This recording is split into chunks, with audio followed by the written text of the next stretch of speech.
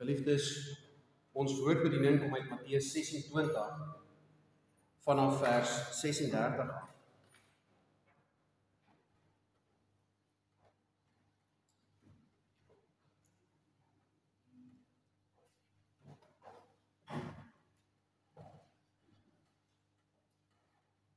Matteus 26 vanaf vers 36.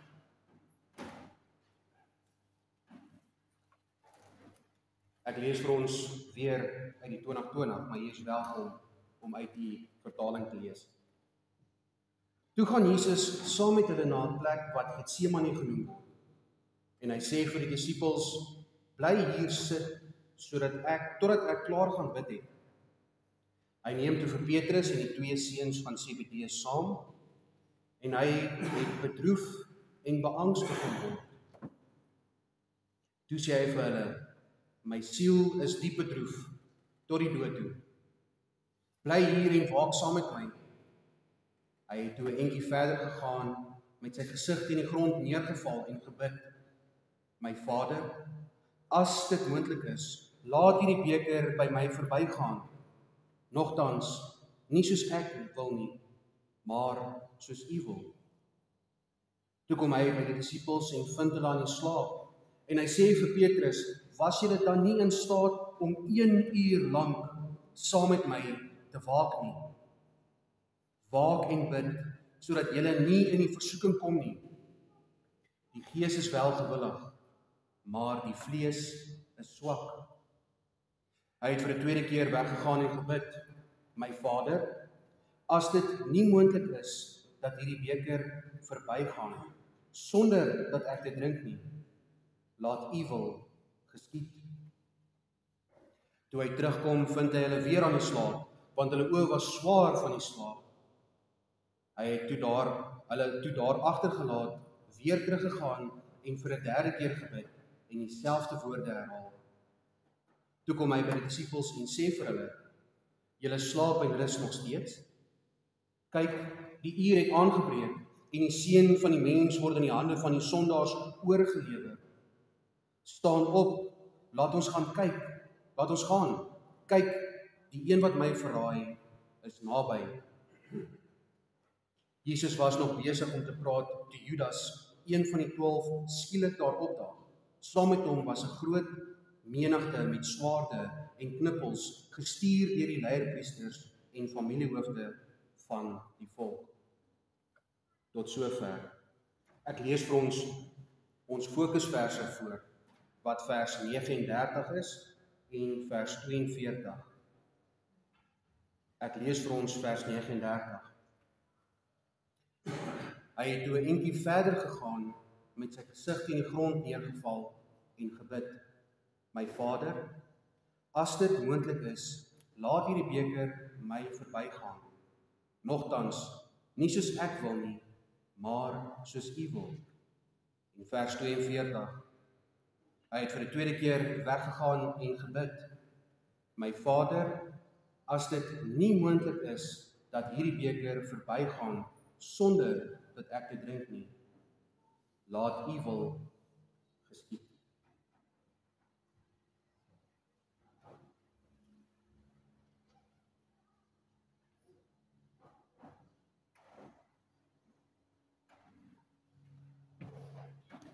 Geliefde broers en susters, op opbouing van hierdie preek daag ek uit om Matteus 17 te gaan lees. Spesifiek die gedeelte waar Christus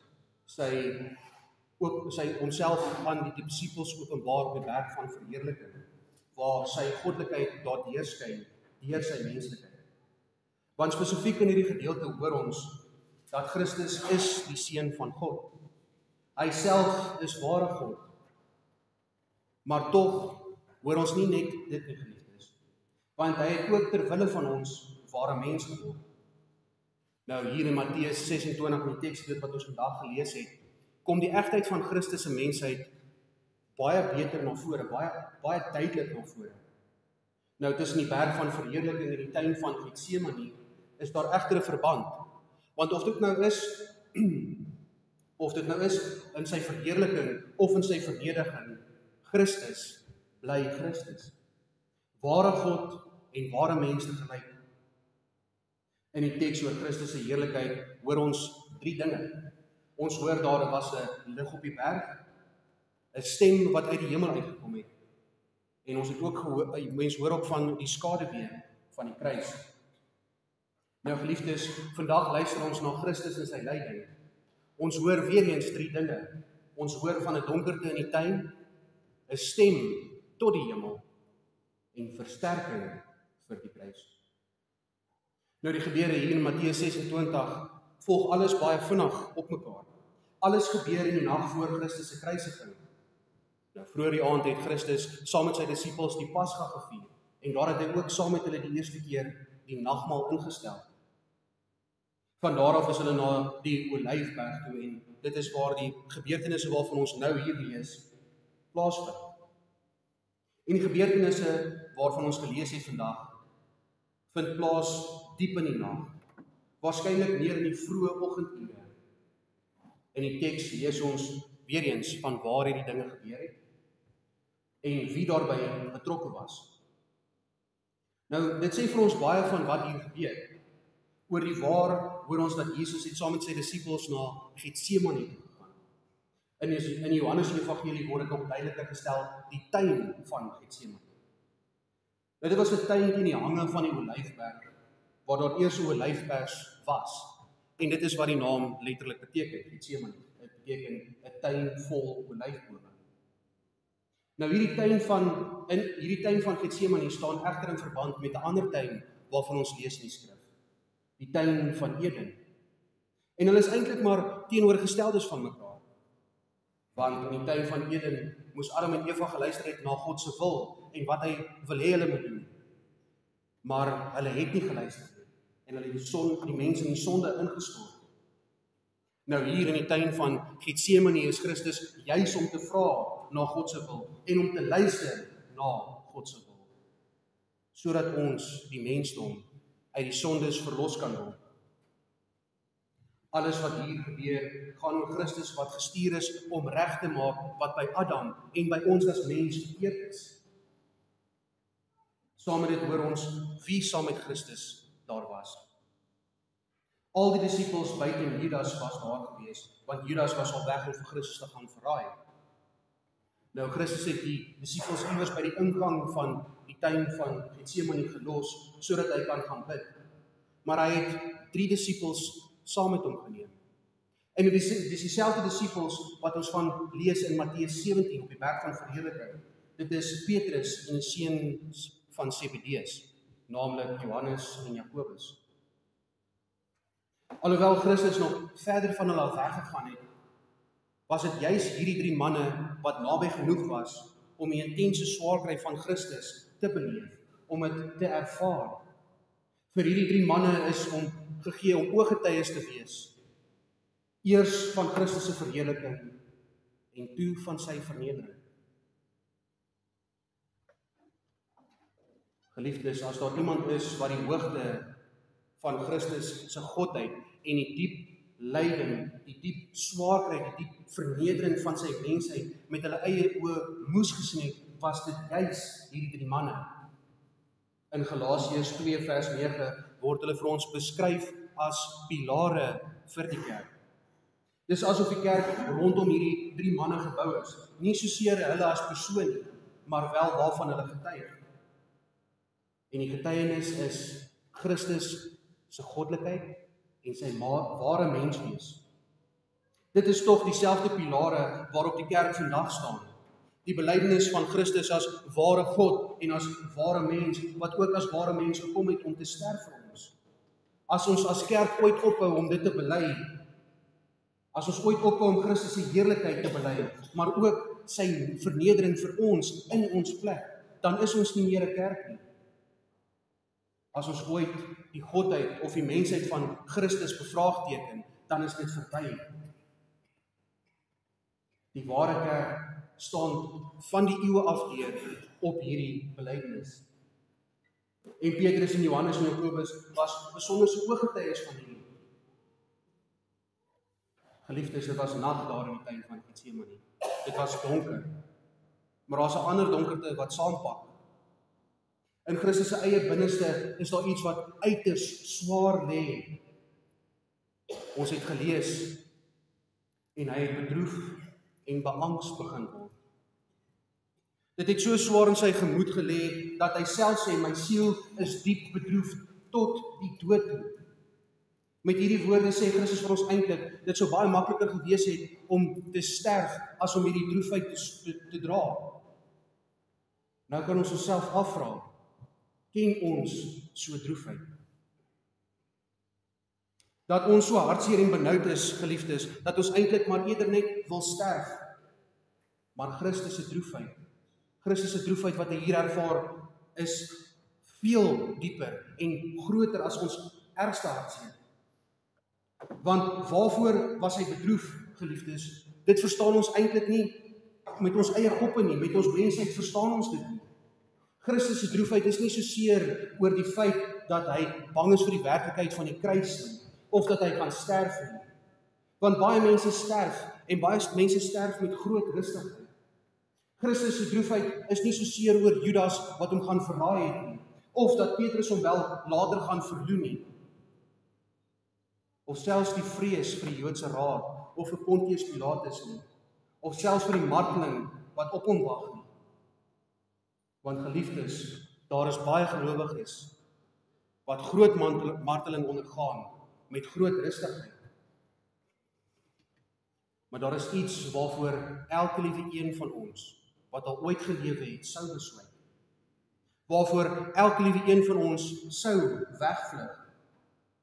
Waarvoor elke liewe een van ons wat al ooit gelewe het, nie voor kon bly staan nie. En dit is waarvoor Christus bang is. Dit is waaroor sy droefheid gaan. Nie maar net dat hy moet sterf nie, maar waaroor hy moet sterf. En wat daardie sterfte gaan inhou. Want sy sterfte is 'n plek in ons sonde, vir ons sonde.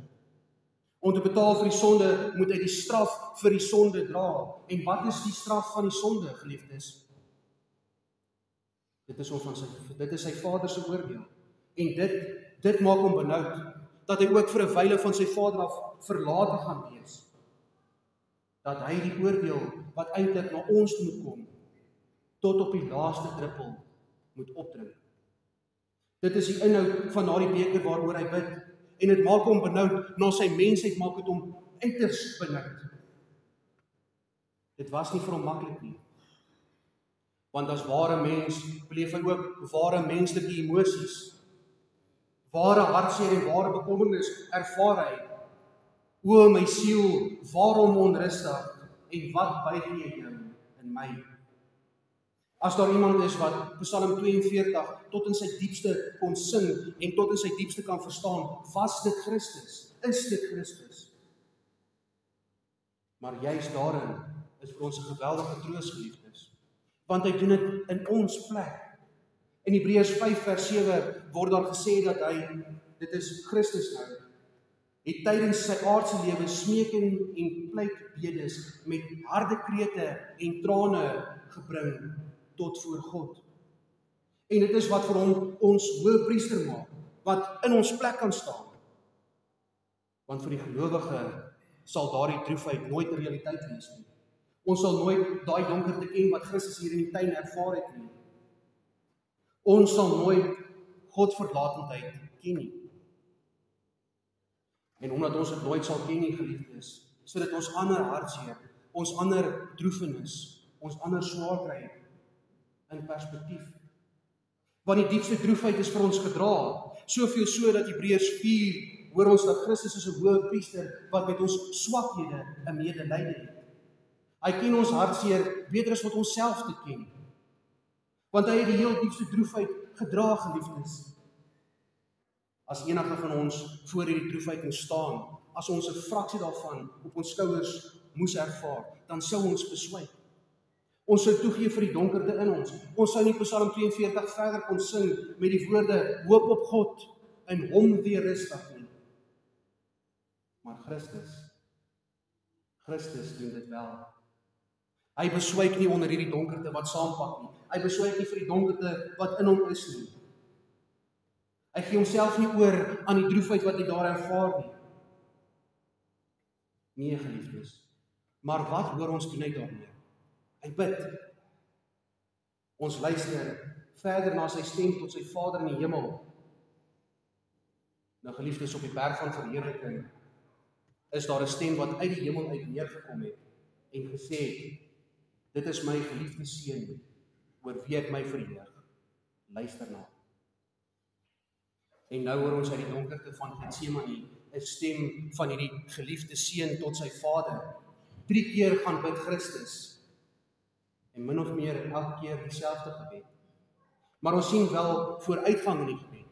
Die eerste keer wat Christus gaan bid, dan vra hy, as dit moontlik is dat die Vader die beker by hom verby kan laat gaan. En die tweede keer weet hy, dit is nie moontlik nie. Hy weet dit is nie moontlik dat daardie beker hom verby kan gaan nie. En dan bid hy, my Vader, as dit nie moontlik is dat hierdie beker verbygaan sonder dat ek dit drink nie, laat U wil geskied. Geliefdes, ons moet mooi hoor elke keer hoe innig hierdie gebed is. Want elke keer begin dit met die woorde, my Vader. Na wie toe vlug Christus in sy benoudheid? En na wie toe vlug Christus wanneer hy bekommerd is? Na sy Vader. Ja, die disippels moes saam met hom gewaak het. Hulle moes saam met hom daar gestaan het en hulle moes hom versterk het. Hulle moes saam met hom gebid het vir die donkerte wat saampak. Maar ons hoor dat die disippels het daarin gefaal. Elke keer dat Christus terugkom by sy disippels, vind hy hulle aan die slaap. Die gees is gewillig, maar die vlees is swak. Maar al waak die disippels nie saam met Christus nie, is daar een wat wel saam met hom waak. En dit is sy Vader wat in die hemele is, die bewaarder van Israel, wat nooit sluimer of slaap nie. En daar sal Christus versterk word. En hy doen inderdaad met die pragtige woorde, my Vader. Daar gaan 'n punt kom wat sy Vader hom van sy seun skei. Wat sy Vader hom gaan verlaat daar op die kruis, maar dit is nog nie nou nie. En juis daarvoor bid Christus tot sy Vader, en juis daarvoor versterk die Vader vir Christus. As dit moontlik is, laat hierdie beker by my verbygaan. Nogtans nie soos ek wil nie, maar soos U wil. En geliefdes, daar's mense wat meen in hierdie gebede dat daar 'n konflik is, dat ons 'n konflik sien tussen Vader en Seun. Asof die Vader die Seun gestuur het om te kom sterf, maar die Seun wou nie eintlik nie. Asof die wil van die Vader teen die wil van die Seun bots.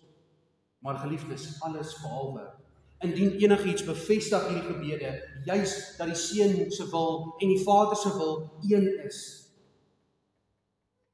Want wat is die hoofsaak wat Christus bid? Nogtans, nie soos ek wil nie, maar soos U wil. Hier sê Christus juis dat hy wil wat die Vader wil. Hulle wil is een, niks bots teen mekaar nie. Ja, na sy mensheid lyk dit asof dit wat moet gebeur baie swaar is. Na sy mensheid vra hy dat as dit moontlik is dat die beker verby kan gaan. Maar wat is die wil van sy Vader? En wat is daarom Christus se wil? Nee, dit is nie moontlik dat die beker verbygaan nie. Want hy het gekom om te vervul wat vir ons in Jesaja 51 vers 22 geprofeteer is. Daar staan, kyk ek het die beker wat 'n mens laat suiwer uit jou hand geneem. Die beker van my woede. Jy sal dit nie nog 'n keer hoef te drink nie. Geliefde, dit is genade dat die Vader nie die beker verby sy seun laat gaan nie. Want Christus drink die oordeel tot op die laaste druppel. As hy dit nie gedoen het nie, sou ons beswyk het. As ons maar een enkele druppel van hierdie oordeel, van hierdie beker van woede, God se toorn moes proe, dan sou ons ewige droefheid en die ewige angs en die ewige pyn vir ons beteken het. Maar aan die kruis het Christus gekom. En hy het nie net 'n druppel uit die beker gedrink nie, geliefdes. Hy het nie net die beker halfpad gedrink nie. Nee. Alles. Dit is volbring, het hy uitgeroep aan die kruis, weer eens tot ons troos, geliefdes. En saam met dit ook tot ons bemoediging. Want hierdeur het Christus die pad vir ons oopgebreek na God toe. Nou mag ons bid na God toe as ons Vader. En so het hy ons tog ook geleer. Ons mag ons droefheid voor hom gaan uitspreek. Trouwens, Christus wil hê dat ons na die Vader toe gaan wanneer ons bedroef is. Ons sien dit in die teks. Petrus en Johannes en Jakobus moes ook gebid het. Hulle kon egter nie hulle oë oophou nie. In die Lukas evangelie hoor ons dat hulle aan die slaap geraak het van droefheid. Hulle was ook hartseer. Hulle was ook bekommerd, maar eerder soos Christus om daaroor te gebid het. Wat doen die mens? Daarmee saam moes hulle ook vra om nie in die versoeking te val nie. Want die versoeking gaan kom, geliefdes. Nie lank na hierdie gebeurtenis nie het Petrus geval in die versoeking. Hy het 3 maal vir Christus verloon. Maar Christus leer ons anderste. Christus leer ons, soos hy in sy droefheid tot sy Vader genader het, so moet ons in ons droefheid tot ons Vader nader. Al is ons droefenis nie naastenby op dieselfde vlak as wat Christus vir ons ervaar het, nie, geliefdes. Ons mag dit en ons moet dit in woorde omsit en ons moet dit na die Vader toe vat. En daar waar die woorde soms val, daar lei die Gees ons om te bid om hulp. Geliefdes, soek die Here se aangesig en leef daaruit. Dit is versterkend vir ons. En net daar sal ons versterk word, soos Christus versterk is. Nadat Christus die keer gebid het, sien ons hoe Christus versterk word vir die kruis wat voor lê. Vir 'n laaste maal het Christus teruggekom by sy disippels wat aan die slaap is. En ons lees in 33:53 dat hy met 'n rustigheid met hulle gepraat het en vir hulle gesê het, slaap maar voort en rus. Ook hulle moet kragte bymekaar maak vir die tyd wat kom. Besonders egter aanvanklik moes hulle gewaak het saam met Christus. Hulle het nie, maar wat vind ons nou, geliefdes? Hy waak oor hulle, soos hy nog altyd gedoen het. Ook soos wanneer ons in ons swakheid en bedroefheid na hom toe gaan, waak hy ook so oor ons. Hy het nog gesê, kyk, die uur het aangebreek en die seun van die mens word in die hande van sondaars oorgelewer. Nou geliefdes, daardie uur waarvan Christus so baie keer gepraat het, daardie uur wat hy gesê het, dit is nie nou nie, maar daardie uur is nou, dit het gekom, daardie uur wat die geskiedenis vir altyd en vir ewig op sy kop sal draai. Daardie uur wat noodsaaklik is vir ons verlossing, daardie uur het aangebreek. Dit is hier, sê Christus, en versterk deur sy Vader, vlug hy nie daarvoor weg nie.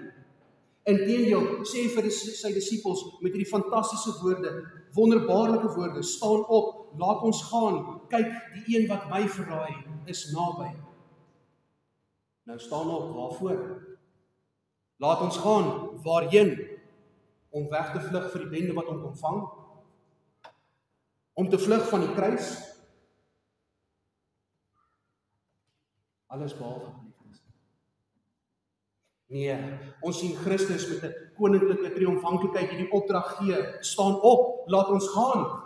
En dan loop hy reguit na sy verraaier toe, en hy loop reguit na daardie bende wat kom met swaarde en knippels om hom te vang. En dan loop hy reguit na Pontius Pilatus en reguit na Herodes toe.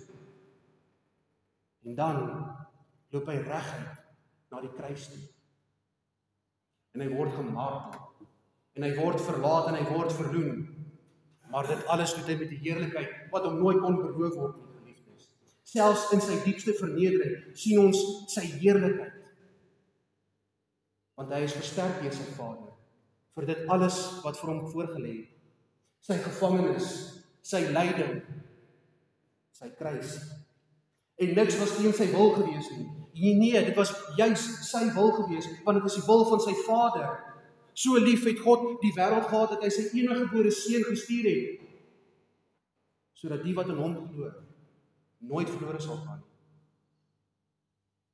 Christus gaan aktief om daardie beker te drink, sodat ons dit nooit hoef te doen nie. En hy sterf. En by leef daar aan die kruis, dat sy eie Vader hom verlaat oor ons sondes. Maar, en geliefdes, hier is 'n baie belangrike maar, hy vermorsel die kop van die slang. Hy verslind die dood toe hy die derde dag opgestaan het uit die dood. Geliefdes, hierdie is nie swakheid nie. Dit is krag. Dit is dieselfde heerlikheid op die berg van verheerliking, geliefdes. Dit is die heerlikheid wat ons gesien het daar in die tuin van Getsemane. Dit is die heerlikheid wat sigbaar word op die berg Golgotha. Wel 'n verheerliking wat deur vernedering gekom het. Deur lyding heen, diep en swaar lyding. Maar daar rondom leef ons, broers en susters. Dit is die rots waarop die kerk staan, Christus se vernedering en sy verhoging, sy heerlikheid en sy lyding. En ons aanbid hom tot in ewigheid toe daarvoor. Want nou sit hy aan die regterhand van God die Vader, die almagtige Vader. En Christus is die lam wat vir ons geslag is, maar nie net dit nie, geliefdes, hy is ook die leeu wat oor ons regeer. En ons loof hom. En ons bid tot ons Vader deur hom. Dag na dag. Geliefdes, ons sluit af met die woorde: O my siel, waarom onrustig? En wat buig jy jou in my? Hoop op God, in hom weer rustig. En sy lof sal ek my verlustig. Amen. Kom ons bid saam.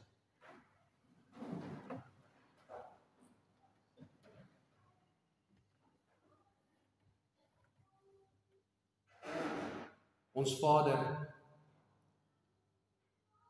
Here, wanneer ons hoor hoe U vir ons sorg, hoe U ons geseën het, die genade en die liefde wat U aan ons betoon het, deur die Seun Jesus vir ons te stuur, daar is nie woorde nie, Here. Mense woorde kan die dankbaarheid wat ons in ons is, nooit verklaar nie. Maar Here, niks anders kan ons sê as dankie, dankie, dankie. Niks anders kan ons vra dat U hierdie woorde wat ons vandag gehoor het, hierdie versterking wat ons vandag gekry het, dat dit saam met ons sal gaan in ons lewens doen. Dat ons hierdie lig wat in ons is, die genade wat in ons bewys is, aan die wêreld sal verkondig. Dat ons nie slap sal lê in die opdrag wat U vir ons gegee het nie. Dat ons sal gaan om alle nasies U instellings te leer, U woord te leer. Dat ons nooit sal lewe in vrees nie, Here, want nie net is die diepste vrees vir ons gedra nie, die diepste droefenis nie, Here, maar U het ook vir ons die woorde gegee in Matteus 28, dat U met ons sal wees, tot in die volëinding. Versterk ons, Here, lei ons, laat ons ophou verskoning soek, laat ons ophou wegkruip, Here, laat ons ophou in vrees leef. Here, ons dankie vir alles wat U vir ons kan gee. Ons smeek, Here, gaan met ons in hierdie week. Laat ons U wil doen. Laat ons arbei in U koninkryk. Hemelse Vader, skenk ons U Gees. Skenk ons die Gees van bekering, sodat ons sal wegdoen met ons sondes. Sodat ons besef, Here, dat dit is nie waar ons geluk lê nie. Hemelse Vader, ons dankie vir alles. Ons vra asseblief dat U ook so na ons gebede sal luister. Dit wat in ons harte is, dit wat ons soms nie so hardop sal sê nie, Here. Hemelse Vader, U weet wat ons benodig. En ons vra as dit U wil is, laat dit ons toekom. Lei ons na U toe. Ons bid hierdie dinge nie omdat ons dit verdien nie, maar net in ons Verlosser Jesus Christus se naam alleen. Amen.